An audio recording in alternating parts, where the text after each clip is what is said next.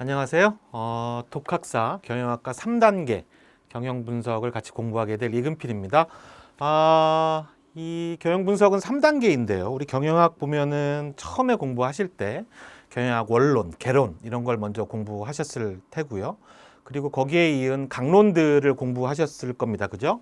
그래서 개론이라는 거는 기본적으로 경영학 전반 모든 경영학의 갈래에 있어서 공통적으로 사용되는 개념, 원칙들을 배우는 게 이제 개론인 거죠. 원론이라고도 하고요. 여기서 출발해서 경영학 원론 배우고 나시면 뭐 재무를 배우신다든지 회계를 배우신다든지 마케팅을 배우신다든지 또 인사관리를 배운다든지 조직행동을 배운다든지 이런 걸 우리가 강론이라고 합니다. 그러면 경영에 있어서의 각 분야들을 배우고 있는 거죠. 얘가 나무라고 한다면 각각의 뻗어 있는 가지들이 이런 재무, 회계, 마케팅, 인사, 조직 등의 큰 줄기들이라고 보시면 될 것 같아요. 근데 그 줄기들이 다시 또 작은 줄기들로 나뉘잖아요. 그런 3단계의 과목들은 그런 과목이라고 보시면 될 것 같은데요. 여기에 요 과목들은 요 원론과 강론이 합쳐진 형태의 학문으로 많이 좀 운용이 되곤 합니다. 그래서 우리가 공부할 경영 분석도 원론적인 베이스에다 강론에 관련된 지식들이 더해져야 공부를 할 수 있는 과목이에요. 근데 주로 이제 우리가 많이 경영 분석에 이용되는 것들이 회계에 관련된 지식들이 좀 기본 베이스가 좀 있어야 합니다. 그리고 재무에 관련된 지식들이 좀 필요해요. 근데 여러분들 회계, 재무 그러면 굉장히 깝깝해 하시잖아요. 근데 말은 경영 분석인데 우리가 전체적인 개념을 잡는 수준이니까 우리가 무슨 대학원이나 박사과정에서 막 복잡한 수리적 모형을 이야기하는 게 아니에요. 그렇기 때문에 전체적인 흐름을 이해하고 가시면 시험에 대비하실 수 있도록 그렇게 좀 강의를 준비할 거고요. 그 다음에 이제 우리 독학사라는 이 과정 자체가 이렇게 대상이 굉장히 좀 버라이어티 하잖아요.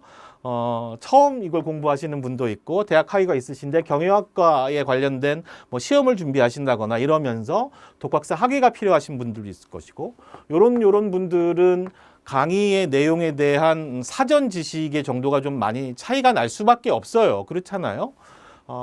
그래서 제가 지금 포커스를 맞추는 거는 요거를 조금 중간 수준이지만 좀 이렇게 아랫 단계에 있어서 요거를 처음 접하신 분들도 이해할 수 있는 수준으로 강의는 조금 쉽게 가려고 해요. 그래서 혹시 경영학이나 이런 부분들의 백그라운드 베이스가 있으신 분들은 쉽게 그냥 보시고 그러다가 몇 가지 외워야 할 것들은 있습니다. 우리가 다 알고 있어도 외우지 못하면 답안을 작성하기 어려운 부분들은 있어요. 근데 그런 부분들만 좀 제가 포인트로 잡아 드릴 테니까 그런 부분들 좀 이렇게 숙지하고 암기하시는 그런 과정들을 거치면 될 것 같습니다. 그런 형태로 강의는 좀 진행해 보도록 하겠습니다. 자, 그렇게 진행을 하겠고요. 첫 장은 경영 분석의 이해입니다. 경영 분석의 이해라는 건 도대체 경영 분석이 뭔지, 옛날 경영 분석은 뭐고, 지금 현대적인 경영 분석은 뭔지, 어떤 것들을 하는 것이 경영 분석인지, 경영 분석에 대한 전반적인 개념을 잡아 나가는 장이라고 보시면 될 것 같아요. 자, 그럼 도대체 경영 분석이 뭐가 어떻게 되는 거냐를 먼저 이야기해 보도록 하겠습니다. 경영 분석의 의의예요. 그래서 우리가 경영 분석은 꽤 오랜 옛날서부터 진행돼 왔고 그 단계에 따라서 시간이 경과함에 따라서 발전을 해 왔거든요. 전통적 경영 분석 먼저 보면 전통적 경영 분석이라고 하면 기본적으로 회계 자료를 이용했다라고 기억하시면 될 것 같아요. 그래서 기업의 회계 자료를 이용해서 과거와 현재의 회계 자료라는 게 일단 나중에 배우겠지만 이전에 진행됐던 걸 쭉 정리해 놓은 거잖아요. 그래서 기본 베이스가 회계 자료는 과거의 자료예요. 과거의 역사가 정리되어 있는 것. 우리가 왜 역사책 보면 과거 것들이 기록되어 있는 것처럼 회계 자료라는 거는 과거에 일어났던 회계적 이벤트들을 정리해 놓은 것이라고 보시면 될 것 같아요. 그래서 과거와 현재, 그 과거가 현재까지 온 거니까 과거와 현재의 재무 상태, 기업 성과 이런 것들을 파악을 하게 되는 거죠. 그래서 그걸 바탕으로 미래를 분석하게 되는 그런 것들이 전통적으로 우리가 해왔던 경영 분석의 영역이라고 보시면 될 것 같아요. 그래서 도대체 뭘 보고 분석을 하느냐?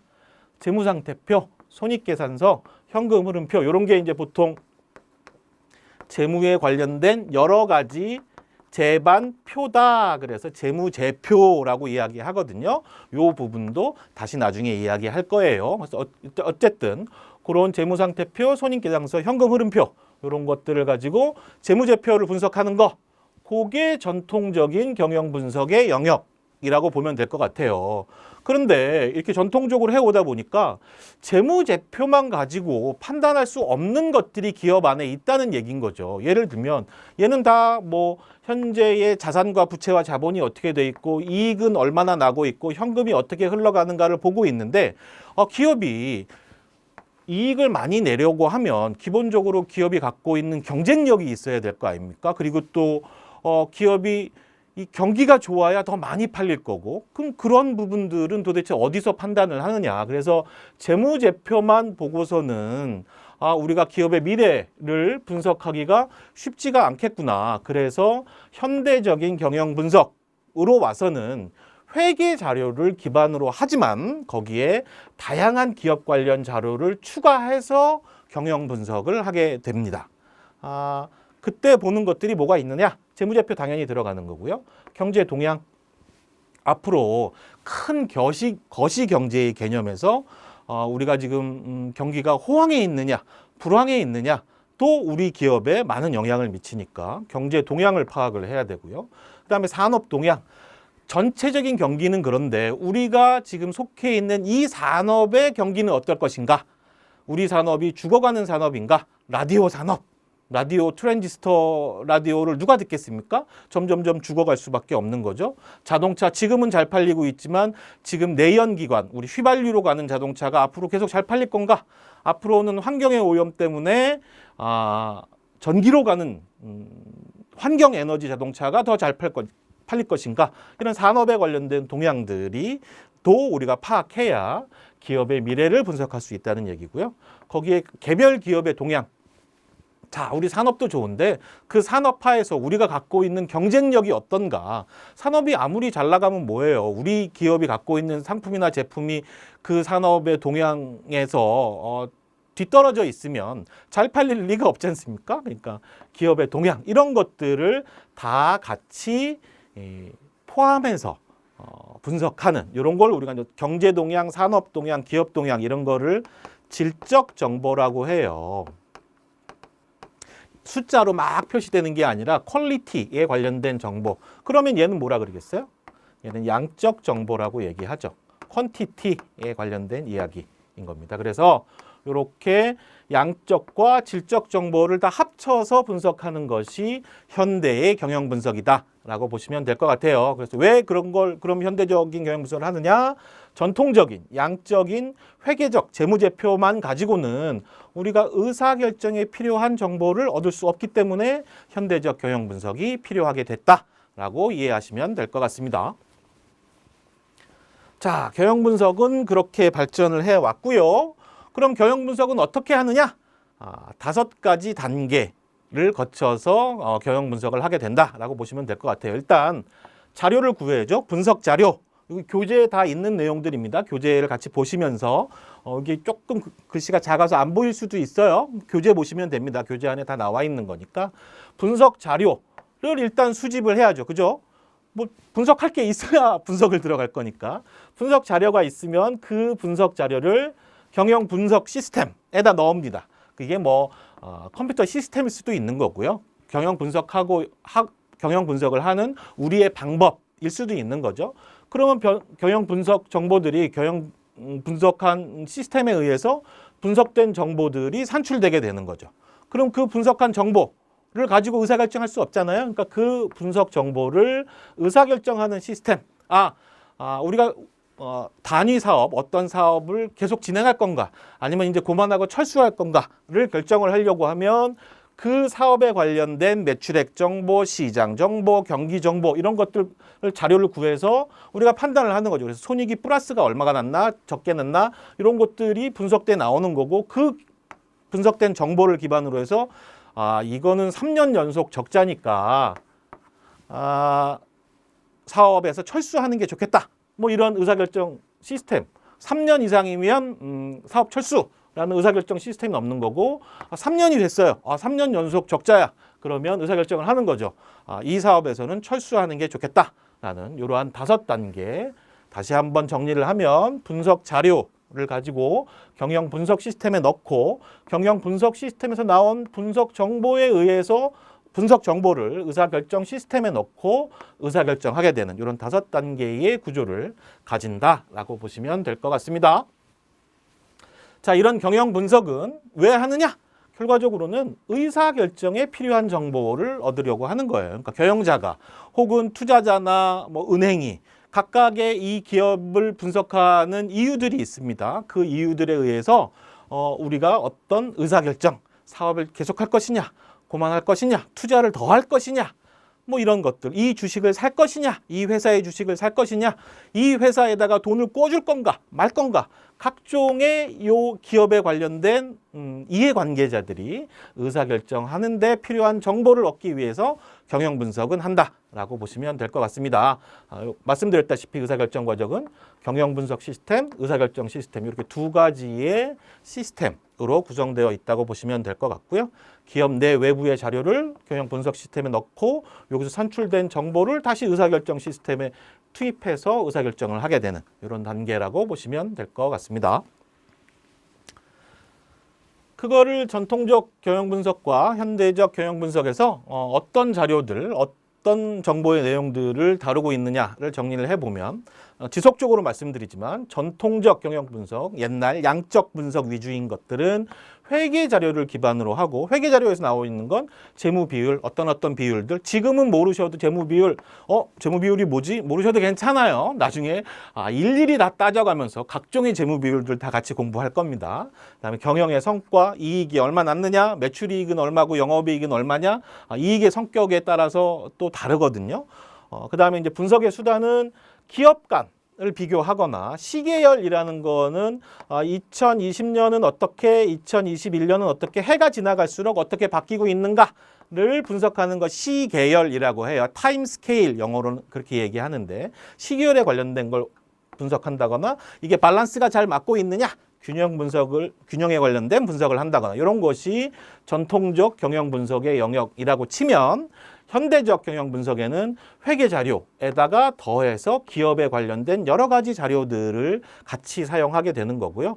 여기는 재무비율, 경영성과 이 2가지만 한다면 여기는 다양하게 분석, 툴이 굉장히 많습니다. 그리고 의사결정하는 방법도 여러 가지가 있죠. 그리고 분석의 수단에는 이런 것뿐 아니라 계량적, 통계적인 분석들이 추가된 것이 현대적 경영 분석이라고 보시면 될 것 같습니다. 요거 조금 안 보일 텐데요. 그 교재에 있는 자료니까 같이 좀 보시면 될 것 같고요. 경영 분석한다는 것이라는 게 결과적으로 현재 기업에 관련된 이해관계자들이 있습니다. 정부도 있고, 매체도 있고, 금융기관도 있고, 거래처도 있고, 그 회사의 종업원도 있고, 또 그 회사의 제품을 이용하는 고객들도 있고, 채권자, 돈 꿔주는 사람, 그다음 그 회사에 투자하는 사람, 주주죠. 그런 사람들이 미래의 기업이 어떨 것인가를 판단하기 위해서 정보를 수집하고, 그 수집된 정보를 기반으로 분석해서 예측하는 것, 그것이 바로 경영 분석이라고 보시면 될 것 같은데요. 우리가 이제 정보를 수집하는 것들이, 필요한 것들이 재무제표라든지 재무보고서라든지 판매 실적이라든지 원재료, 노동력 구매 실적이라든지 뭐 이런 각종의 자료들을 기반으로 분석을 하게 되고요. 그런 분석에 따라서 기업의 가치도 평가해 보게 되는 거고, 이 기업은 지금 가치가 높다, 가치가 낮다 이렇게 평가를 하고, 미래의 현금 흐름, 나중에 이제 현금 흐름이라는 개념도 배울 텐데, 현금 흐름이 많이 발생을 할 기업인지, 돈이 많이 들어올 기업인지, 현금이 나갈 게 많을 기업인 건지, 그런 것도 분석을 해서 예측을 하게 되는 거죠. 미래에 그래서 돈을 수익성, 이익을 많이 낼 건지 적게 낼 건지를 판단을 해서 여러 가지의 의사결정들을 하게 되는 것이 전반적으로 경영 분석의 프레임, 구조라고 보시면 될 것 같습니다.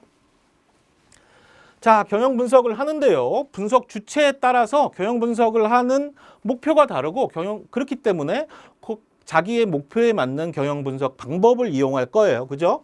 그래서 경영 분석을 하는 분석 주체에 따라서 경영 분석하는 걸 좀 분류를 해보면 이렇습니다. 첫 번째가 내부 분석이죠. 우리 내부, 기업 내부에서 분석을 하는 방법이라고 보시면 될 것 같아요. 그럼 기업 내부에서 왜 이런 경영 분석을 하느냐? 경영 관리를 위한 필요 정보를 획득하는 거죠. 경영 관리는 의사결정하는 거잖아요. 그래서 결과적으로 정보 획득하는 목적은 뭐예요? 의사 결정을 하기 위한 건데 무슨 의사결정? 경영적 의사결정을 하기 위해서 필요한 정보들을 획득하는 겁니다. 우리가 경영적 의사결정이 막 말이 어려워 보이는데요. 간단합니다. 우리 동네 장사를 해도 내가 지금 식당을 하고 있는데 식당이 맨날 꽉 차요. 그럼 어떻게 해요? 뭔가 판단을 해야 되잖아요. 우리가 평균적으로 좌석이 얼마나 많이 차는가. 그래서 계속 흘러 넘치고 있으면 확장을 해야 되잖아요. 우리 식당을 크게 넓히면 더 많은 고객들을 받을 수 있고 더 많은 매출을 올려서 더 많이 수익을 올릴 수 있을 거 아니에요? 이러한 것들을 결정하는 게 경영적 의사결정이라고 보시면 될 것 같아요. 그래서 거기에 관련된 정보들을 파악을 하는 거죠. 기업의 실체, 우리가 얼마나 수익을 내고 있나. 손님이 많아서 늘 수익을 내는 것처럼 보이는데 따져보니까 식당에 음식 만드는데 재료비가 너무 많이 들어가요. 그래서 실제로 돈은 못 벌어요. 그래서 감각적으로 보면 손님이 많으니까 돈은 벌 것 같지만 돈을 못 벌어요. 그런 실체들을 파악을 하고 거기에서 필요한 의사결정을 위한 정보들을 획득하는 과정이라고 보시면 될 것 같고요. 그러기 위해서 기업 내부에서 분석을 하는 것이 경영 분석의 내부 분석이라고 보시면 될 것 같습니다. 필요한 정보들은 이런 거죠. 경영 계획. 올해는 매출액이 얼마 정도 나와서 얼마 정도 이익을 볼 거야 라는 계획. 경영활동 통제에 필요한 정보. 이렇게 해보니까 아까 말씀드렸다시피 우리 식당은 손님은 많은데 원재료비가 너무 많이 들어가. 이게 취약하네. 이게 취약하니까 재료비를 원가를 줄이기 위한 뭔가의 노력을 해야 되겠네. 이런 것들이 경영적 의사결정이거든요. 비교 우위. 우리는 왜 그런가 봤더니 이게 가격이 싼 거예요. 우리 식당이 잘 되는 이유는 딴 데는 8,000원 받는데 우리는 5,000원밖에 안 받고 있거든요. 그래서 우리가 가격 경쟁력은 있구나. 그런데 그러다 보니까 제조 원가가 높구나. 그러면 적정하게 가격 경쟁력을 확보하는 상태에서서 원가를 어떻게 줄일 수 있을 건가? 이런 고민들을 하게 되는 것이 경영적 의사결정이고 경영관리라고 보시면 될 것 같아요. 그래서 경영전략 수립에 필요한 필요 정보를 획득하는 겁니다. 기술 수준은 어떻게, 경쟁력은 어떻게, R&D의 효율은 어떻게 높일 것인가. 그래서 결과적으로 뭐예요? 기업 가치를 극대화하기 위한 자금 조달 방법, 투자 대상 선정 이런 것에 관련된 결정 정보를 하는 거죠. 아까 말씀드렸다시피 우리 식당이 맨날 꽉 차니까 확장을 해야 돼요. 확장을 하려면 뭐가 필요해요? 돈이 필요하죠. 그럼 이 돈을 내 돈으로 할 건지 이거는 자기 자본인 거죠. 아니면 은행에서 빌려와서 할 건지 이건 차입인 겁니다. 그죠? 차입에 의해서 할 건지 이런 것들도 판단을 하게 되는 거예요. 뭐가 지금 상태에서 우리한테 더 유리한 건가 이런 것들을 같이 결정하는 것이 내부 분석에서 필요한 경영 분석의 영역이라고 보시면 될 것 같고요. 그럼 내부에서만 분석을 하느냐? 그런 건 아니죠. 아까 말씀드렸다시피 기업에는 여러 가지 이해가 관련되어 있는 이해 관계자들이 있어요. 그 이해 관계자들도 경영 분석을 하게 된다는 거죠. 그 경영 분석을 우리는 외부 분석이라고 하는데요. 기업의 외부 이해 관계자들이 수행하는 경영 분석이라고 보시면 될 것 같아요. 외부 이해 관계자들은 굉장히 많아요. 첫 번째, 금융기관, 신용평가기관 이런 데 있어요. 이런 데서는 신용을 분석합니다. 신용 분석하는 건 당연히 신용도를 평가하기 위해서 분석을 하는 거죠. 그러면 신용도는 왜 분석을 할까요? 은행, 금융기관 중에 대표적인 은행은 어느 회사가 대출을 해왔어요. 그럼 대출 신청을 해오면 우리 개인 대출도 마찬가지잖아요. 얘가 이 돈을 꿔가면 갚을 능력이 있는지, 얼마까지 갚을 능력이 있는지, 얘가 버는 소득이 얼마여서 이자를 얼마까지 부담이 가능한지 뭐 이런 것들을 판단을 해야 되잖아요. 대출 규모의 규모라든지 이자율, 얘가 신용이 좋은 애면, 이 기업이 신용이 좋은 기업이면, 그리고 잘 갚을 수 있는 기업이면 이자율을 좀 낮춰주는 거고, 왜냐하면 우리 은행 말고도 딴 은행도 얘한테 돈을 꿔줄 수 있잖아요. 그러니까 은행끼리 경쟁이니까 조금 좋은 조건을 줘야 되잖아요. 그래서 이자율을 좀 낮춰주는 거예요. 반대로 얘가 재산도 별로 없고 장사도 잘 안 돼요. 갚을지 안 갚을지 모르겠어요. 보니까 그렇게 약간 위험해요. 위험한 대신 그 위험에 대한 보상이 있어야 될 거 아니에요. 그러니까 이자율을 그런 기업은 높게 준다든지 이런 걸 판단하기 위해서 은행들은 각 기업의 신용을 분석하게 되는 거죠. 그리고 이제 신용평가기관이라는 데가 있어요. 신용평가기관은 기업의 이 기업이 어느 정도의 신용도가 있다. 신용도가 우리가 그냥 말로 얘기하는 저 사람은 신용이 좋아 이런 게 아니라 이 사람이 이 기업이 얼만큼 부채를 감당할 수 있는가를 평가하는 거를 신용평가라고 하거든요. 그걸 평가해서 기업이 이제 채권을 발행한다거나 어음을 놓는다고 할 적에 얘 신용 등급이 어느 정도예요. 얘는 얼마큼 위험한 기업이니까 얘는 이자율이 이렇게 높아야 돼, 낮아야 돼. 이런 것들을 판단할 수 있는 자료를 제공하는 게 이제 신용평가 기관인데요.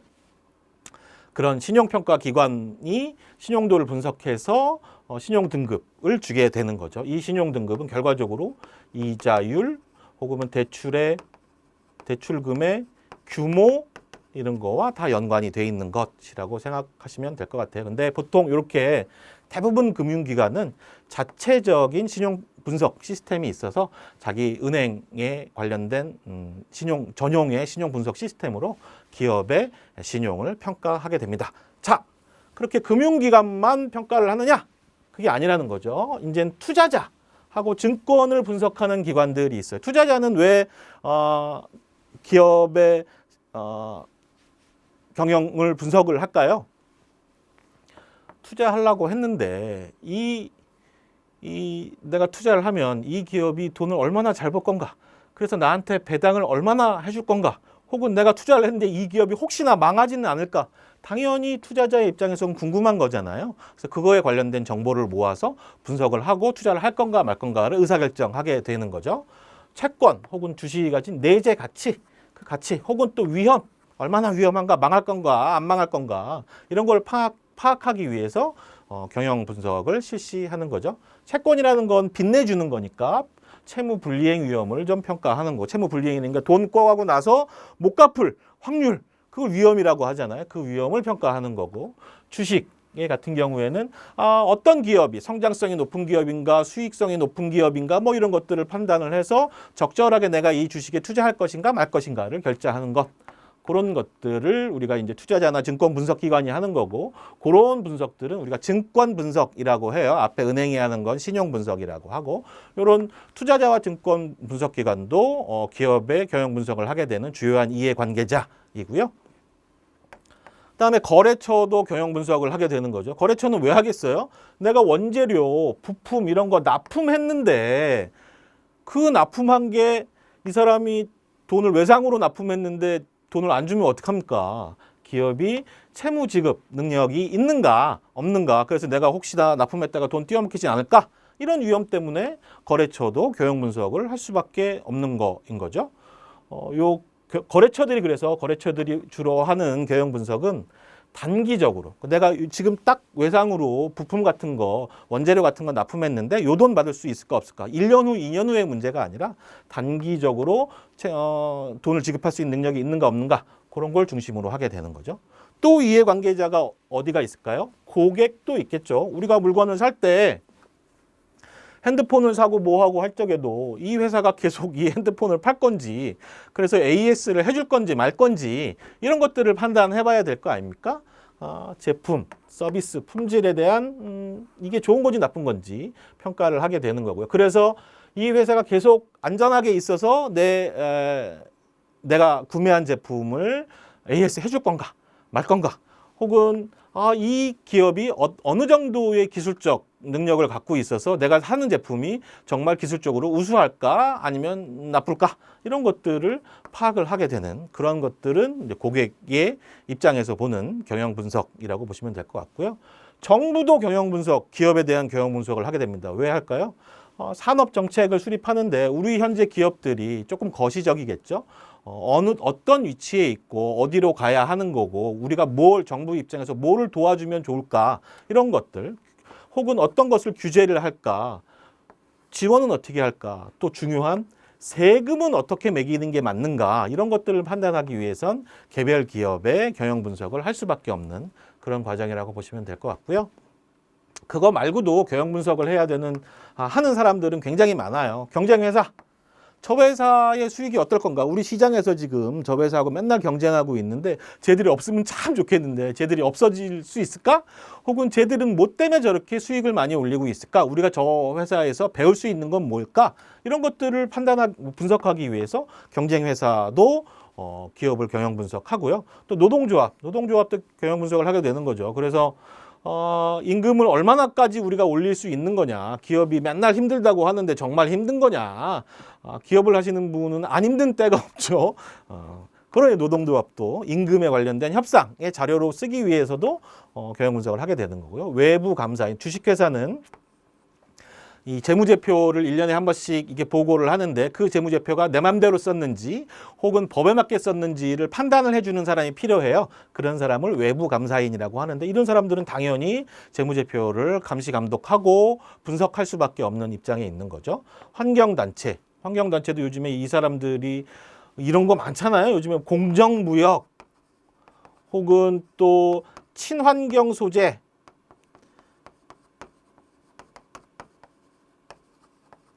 이런 것들을 통해서 사회적인 압력들이 기업에 작용하게 되는 거고 그런 이야기를 하기 위해선 환경단체에서도 경영을 분석할 수밖에 없는 거죠. 언론사 당연히 있을 거고 연구기관 이런 데서도 기업의 외부에서 자신들의 목적에 의해서 경영 분석을 하게 되는 것이라고 보시면 될 것 같습니다. 자, 그럼 경영 분석이 언제서부터 시작됐느냐? 경영 분석에 대한 역사를 좀 간단하게 살펴볼게요. 이 경영학은요, 대충 웬만하면 미국에서 다 시작됐다고 보시면 돼요. 우리가 큰 경영학의 갈래로 보면 독일 경영학이 이제 베이스가 되기는 했는데 독일에서 만들어낸 경영학이라는 게 약간 거시경제적인 경영학이라고 보면 미국에서 이제 꽃피기 시작한 경영학 학문이라는 거가 개별 기업이 어떻게 움직여야 하느냐를 중심적으로 좀 연구하셨거든요. 그래서 가장 큰 자본주의 국가이면서 가장 큰 경영학의 요람 같은 데가 미국이거든요. 그래서 미국에 보면 일단 이게 철도 산업이 막 확장되면서 공업화가 이루어졌어요. 1800년대 후반을 얘기하는 거죠. 그리고 처음으로 주식회사라는 게 등장을 해서 기업의 규모가 증대가 되고 기업이 커진다는 얘기는 투자를 많이 해야 된다는 얘기잖아요. 투자 많이 해야 되는데 자기 돈만 갖고 되겠어요? 그러니까 남의 돈 빌리는 자금 수요들이 증가를 하죠. 그러다 보니까 금융기관이 돈 빌려줄 때가 많으니까 어디에 빌려줘야 안전한가를 판단하기 위해서 재무제표 분석, 기업 신용도 평가 이런 것들이 처음 시작이 됐습니다. 그 다음에 1895년도에 미국의 뉴욕은행가 협회에서 재무제표 작성하는 거를 공식화시켜서 이때 재무제표를 이용한 비율 분석, 나중에 우리가 한 챕터 전체를 이 비율 분석을 공부를 할 텐데 매출액은 어떻게 움직여 있고 자본이 얼마나 안정화돼 있으며 이자 비용은 어느 정도 감당할 수준에 있으며 이런 것들을 비율로 분석을 하게 되는데요. 이런 비율 분석을 통해서 체계적인 분석 기법들을 개발을 하게 되죠. 그리고 1910년 요 이후서부터 재무 비율이 본격적으로 사용되는 과정을 거치게 돼요. 그때 이제 만들어진 게 월의 지수법, 블리스의 표준 비율법, 길만의 추세법 이런 것들이 개발이 됐는데요. 이런 것들까지 일일이 다 외우실 필요는 없고 처음에 이렇게 철도를 기반으로 한 공업화 과정에서 기업 신용도 평가라는 것이 필요하게 됐고 1910년서부터 재무 비율을 본격적으로 사용하게 됐다를 기억하시고요. 그리고 나면 미국의 대공황이 일어나게 되잖아요. 그 왜 찰리 채플린의 모던 타임즈라고 사람들이 막 이렇게 그 톱니바퀴에 막 밀려서 돌아가고 그런 그 이후 그런 시기에 들어들면서 대공황이 있게 되거든요. 근데 대공황이 딱 1930년 이후에 딱 발생을 하게 되니까 이때는 이 그 뭐 성장 이런 게 중요한 게 아니라 기업 내부가 우리가 살아야 하는 게 중요하게 돼요. 그래서 우리가 살기 위해서 우리의 경영 상태가 어떤 건지를 분석하려는 노력들이 많아지게 돼요. 그래서 보수적 경영으로 전환되면서 비율 분석이 체계적으로 정리되는 게 1930년이라고 보시면 될 것 같아요. 그래서 초기에는 외부 분석 중심이었는데 30년 이후에는 내부의 유동성이라는 게 현금, 빨리 현금화될 수 있는 그런 돈들을 이야기하는 거거든요. 그래서 현금 확보, 현금 흐름이 어떤가를 목적으로 비율 분석이 새롭게 좀 사용되게 되는 거고요. 1935년에 이 상장회사의 재무제표 작성 기준, 이제 스탠다드 룰이 만들어진 거죠. 그렇게 되니까 회계감사 또 의무로 받게 되고 지금 우리의 제도가 굉장히 유사하게 되는 거죠. 그래서 이 재무제표가 이제 믿을만하고 쓸모있게 된 겁니다. 신뢰성과 유용성이 향상된 게 35년 이후.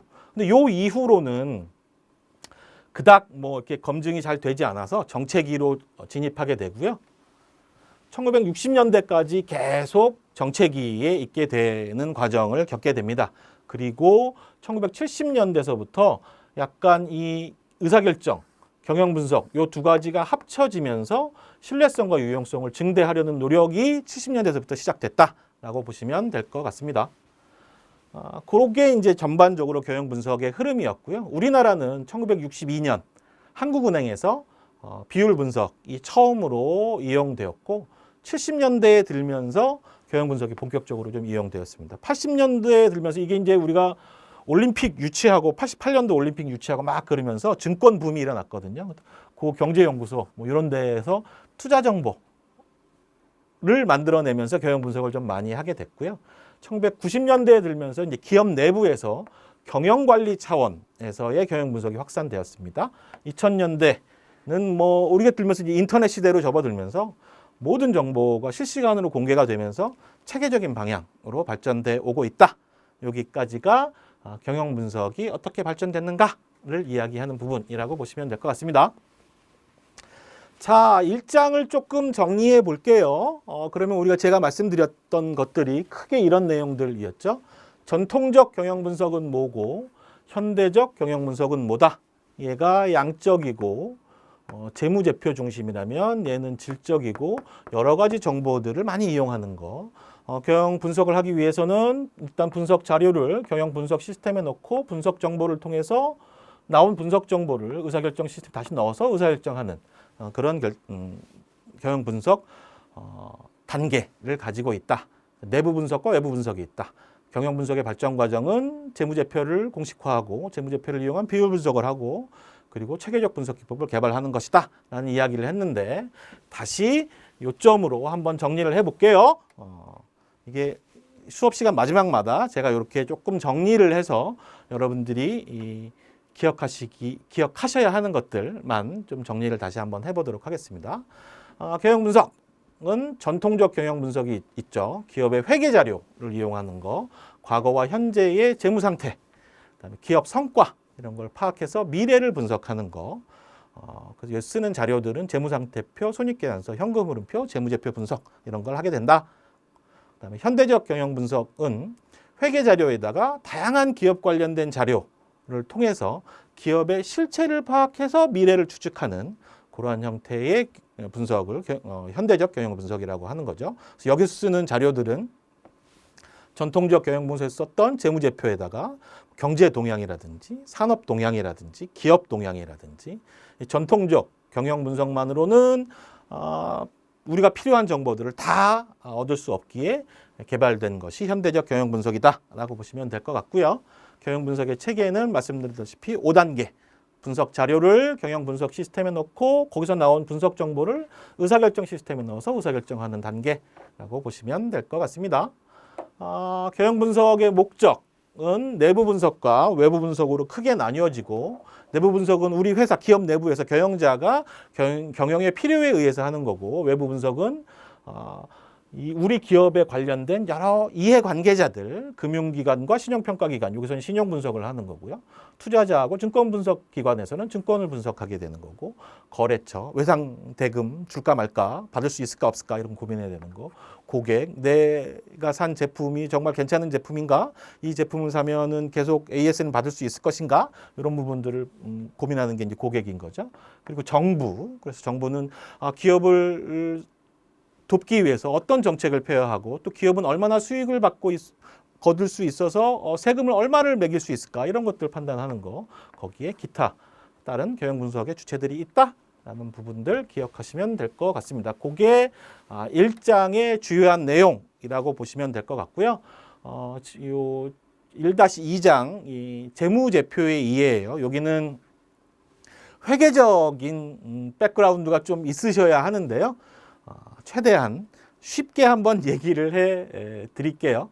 자, 회계, 아까 봤던 전통적 경영 분석 기법에서 주로 쓰이는 재무제표를 통한 분석은 어떻게 하는 것인가에 대한 맛배기 장이라고 보시면 될 것 같아요.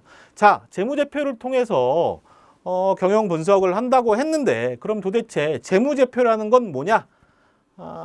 재무제표라는 거는 기업의 이해관계자, 이해관계자는 앞에서 봤잖아요. 뭐 채권자일 수도 있는 거고, 투자자일 수도 있는 거고, 정부일 수도 있는 거고, 은행일 수도 있는 거고, 증권사일 수도 있는 거고, 경쟁 기업일 수도 있는 거고, 고객일 수도 있는 거고, 이러한 이해관계자들에게 재무 정보를 제공하기 위해서 만들어지는 회계보고서라고 보시면 될 것 같아요. 그럼 어디까지가 회계보고서는 굉장히 많을 수 있잖아요. 종류도 여러 가지 있는데 그중에서 대표적인 몇 가지를 우리가 이제 재무제표라고 하는데요. 우리가 이제 그 회계도 이게 회계가 어려운 거는 뭐냐면 정해진 방법들이 있다는 거예요. 그 룰에 맞게 회계 장부를 써야 하는 거거든요. 그 기준 중에 하나가 한국에서 채택한 국제 회계 기준이에요. 옛날에는 우리나라 기준이 별도로 있었어요. 그런데 그렇게 하다 보니까 요즘에는 글로벌화가 돼서 전 세계 사람들이 전 세계에 다 투자를 하고 있잖아요. 우리도 지금 미국 나스닥에 있는 주식에 투자하고 막 그러지 않습니까? 그러려면 그 재무제표를 보고 우리가 투자를 해야 되잖아요. 우리가 그 기업에 투자하려는 이해관계자니까. 그 재무제표가 각 나라마다 혹은 각 기업마다 자기 방식대로 써 있으면 그거를 보고 판단할 수가 없잖아요. 그래서 재무제표, 이렇게 회계 자료를 작성하는 기본 룰을 만들어 놨어요. 그게 세계적으로 국제 회계 기준을 만들어 놓고 거기에서 각 나라의 상황에 맞게 약간씩만 수정해서 쓸 수 있도록 했어요. 그래서 우리나라가 채택한 국제 회계 기준에 의하면 재무제표를 기본적으로 크게 5가지를 주요 재무제표로 지정해 놨어요. 그 5가지가 뭐냐면 첫 번째가 재무상태표인 겁니다. 이거는 기업의 재무상태에 대한 정보, 그럼 도대체 재무상태라는 게 뭐냐에 대한 이해가 좀 있어야 하는데요. 나중에 제차, 3차 설명드리긴 할 텐데 재무상태표, 옛날에는 이거를 대차, 대조표, 제가 좀 이렇게 미리 양해 말씀드리는 건 제가 판서 글씨가 너무너무 후져요. 그래서 좀 보기 어려우실 수도 있는데 최대한 잘 써보려고 노력은 할 텐데 워낙에 기본 태생이 이 악필이라서 조금 이해를 부탁드릴게요. 어쨌든 요 재무상태표를 옛날에는 대차 대조표라고 이야기했거든요. 이렇게 대변과 차변으로 나뉘어서 이쪽에는 자산이 있고요. 여기는 부채가 있습니다. 요 밑에는 자본이 이렇게 있어요. 요게 뭘 얘기하는 거냐면 이쪽을 대변, 이쪽을 차변이라고 하는데요. 자, 이거는 내가 돈을 어떻게 구해왔어요를 이야기하는 한 측면이 있는 거죠. 내 돈으로 구해왔던, 남의 돈을 빌려왔던 돈을 구해온 방법인 거죠. 그 구해온 돈을 자산은 어떻게 쓰고 있어요? 어디에다 쓰고 있어요? 그래서 여기 있는 게 부동산이 있다든지 증권이 있다든지 원재료를 사놨다든지 이런 것들이 여기 쭉 내가 갖고 있는 자산의 항목들이 쭉 정리되어 있는 거거든요. 그래서 얘는 돈을 어떻게 조달을 해서 어떻게 운용하고 있다를 이야기하는 것이 재무제표라고 재무상태표라고 이야기할 수 있는데요. 어떻게 돈을 마련해서 어떻게 운용하고 있다라는 게 바로 재무 상태라고 이야기하는 거예요. 그 재무 상태를 이야기하는 것이 재무 상태표라고 이해하시면 될 것 같고요. 또 한 가지는 손익계산서라는 게 있어요. 손익계산서는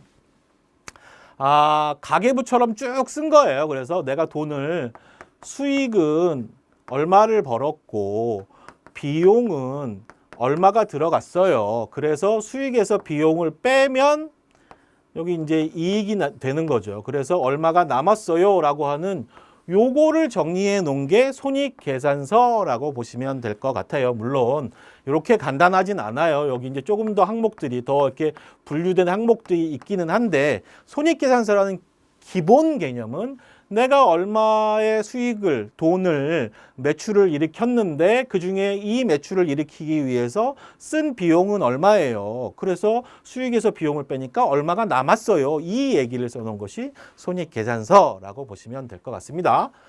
그리고 현금 흐름표라는 게 있는데요. 현금 흐름표는 여기는 돈이 들어오고 나가는 것만, 현금이 들어오고 나가는 것만 정리해 놓은 거를 현금 흐름표라고 해요. 예를 들면 우리가 외상으로 물건을 팔았어요. 팔았는데 그러면 외상으로 물건을 팔았으면 현금이 들어왔나요? 안 들어왔나요? 현금은 아직 들어오지 않았죠. 그럴 때 요거는 이 현금 흐름표에서는 판단하지 않았고 이걸 사건이라고 보지 않고 이 외상 매출금이 들어왔을 때 현금으로 들어왔을 때 그때 그것만 정리해 놓는 거거든요. 그래서 현금이 들어오고 나가는 것만 정리해 놓는 것을 현금 흐름표라고 보시면 될 것 같고요. 그다음에 이제 요게 이제 기본 베이스인 거고 여기 이제 추가되는 것이 자본 변동표가 있어요. 여기 우리가 아까 재무 상태표 얘기할 때 자산이 있고 부채가 있고 자본이 있다고 했잖아요. 그 자본이 어떻게 변했는지, 얘가 어떻게 변했는지를 정리해 놓은 게 자본 변동표라고 보시면 될 것 같습니다. 그리고 이제 주석이라는 게 있어요. 주석은 뭐냐면 이런 것들을 쭉 써놨는데 이게 뭔가 특이한 점이 있어요. 그래서 얘는 숫자로만 이렇게 써 있으면 뭔 얘기인지 모르겠어요. 그래서 얘를 1번 이래 놓고서 그 구체적인 내용들을 설명해 놓고 있는 거죠. 예를 들면 단기 차입금 그랬으면 단기 차입금 얼마 이렇게 쭉 있으면 이게 도대체 어떻게 구성되고 어떻게 빚진 건지를 잘 모르잖아요. 그 내용을 이렇게 자세하게 설명해서 풀어놓은 그런 것들이 주석. 그래서 얘는 글자로 이렇게 쭉 써 있는 거예요. 그런 것들을 모아놓은 걸 주석. 그래갖고 이렇게 우리 결산 보고서 1년이 지나고 나면 이런 것들을 다 묶어서 결산을 하게 되고 하게 되면 결산 보고서 혹은 감사 보고서 이런 걸 만들게 되는데요. 거기에 이런 내용들이 쭉 다 정리되어 있다라고 보시면 될 것 같습니다. 이런 내용들은 각 기업들이 이렇게 1년에 한 번 정도 보고를 하게 되면 어디선가 기록하고 관리를 해야 되잖아요. 그래서 우리 금융감독원이라는 게 있습니다. 금융감독원에서 하는 다트라는 그 사이트가 있어요. 여기 가면 각 기업체들이 매년 보고한 이런 재무제표들이 정리되어 있어요. 그래서 왜냐하면 외부 관계자들도 외부 이해 관계자니까 그 내용의 이 재무제표가 어떻게 해당 기업에 대해서 어떻게 돌아가고 있는지를 봐야 하는 거잖아요. 그리고 기업들은 그런 거를 공시해야 될 의무를 가지고 있어요. 그래서 그 공시를 하는 것들 다 모아놓은 게 이 사이트에 가면 현대건설이 어떻게 돈을 벌었고 작년에는 매출액이 얼마였고 지금 갖고 있는 재산은 어느 정도이고 이런 것들이 다 정리되어서 요 안에 있는 것이기 때문에 누구나 볼 수가 있어요. 다만 대한민국에 있는 모든 기업 거를 다 넣기는 너무너무 어렵잖아요. 그래서 외감 기업이라고 하는 자산 총액 120억 정도가 되는데 그 이상인 기업들은 여기 들어가시면 다 찾아볼 수가 있습니다. 그래서 돈을 얼마나 벌었는지 비용은 얼마나 썼는지 하는 내용들을 다 볼 수 있다. 그래서 이것이 이제 우리가 얘기하는 회계 자료에서의 재무제표 5가지 중요한 거. 요 5개는 좀 외워주시면 좋겠어요. 재무상태표, 손익계산서, 현금흐름표, 자본변동표, 주석. 이렇게 5개가 재무제표다라고 보시면 될 것 같고요. 그 중에서 이제 대차대조표에 관련된 것들이 대차대조표. 아까 기본적으로 말씀은 드렸습니다만은 대차대조표라는 거는 여기가 자산, 부채, 자본으로 구성이 되어 있는데 이후 날짜가 어느 일정한 시점에서 이렇게 구성되어 있다. 왜냐하면 오늘 제가